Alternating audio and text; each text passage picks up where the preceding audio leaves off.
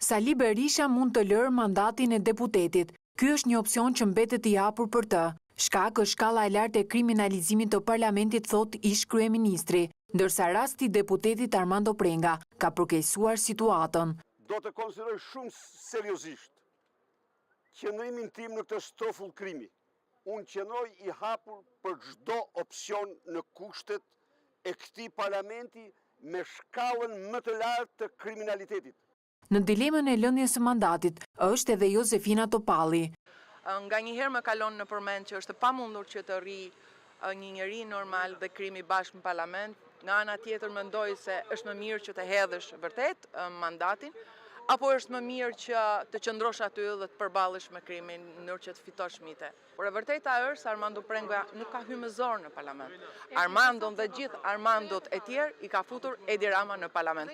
Kjo është një betejë që shqiptarë dhe opozita duhet ta bëjnë. Rikthimi i deputetit Armando Prenga në jetën parlamentare ka bërë që opozita të shohë qëndrimin e saj ndaj kuvendit. Revolucioni demokratik është absolutisht rruga e vetme.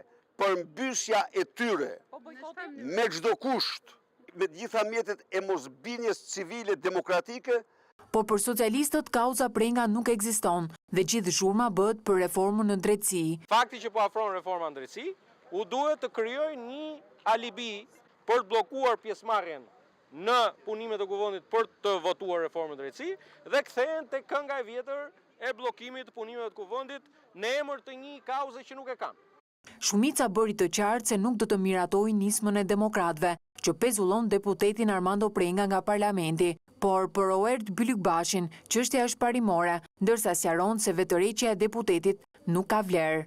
Ajo që kërkojmë neve është largimi i personave kriminal të arrestuar në flagrancë për vrasje ose plagosje nga parlamenti. Dhe çdo gjë tjetër është kacaverje mbi xham, vetëm për të mbrojtur kriminalët. Vetë pezullimi nuk ekziston as si kriter ligjor dhe aq më pak si kriter kushtetues, përndoj vlera është nul. Nuk janë ligjet si ndërtimet pa leje në Kamës, ku vjen njëri hedh i kat, vjen dhe i tjetër hudhe i kat tjetër dhe pastaj vjen dhe i komshi hudhe i kat tjetër. Është një procedurë e ndjekur tashmë nga mazhoranca.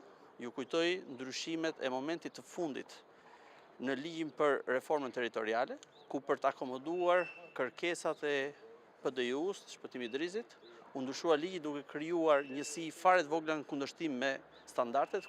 Ligji për dekriminalizimin u miratuar në parlament fund vitin e kaluar. Palët kanë punuar për aktet nënligjore që bëjnë të mundur zbatimin e ligjit. Opozita kërkon miratimin e tyre, por të majtët thonë se i kanë ato në shqyrtim.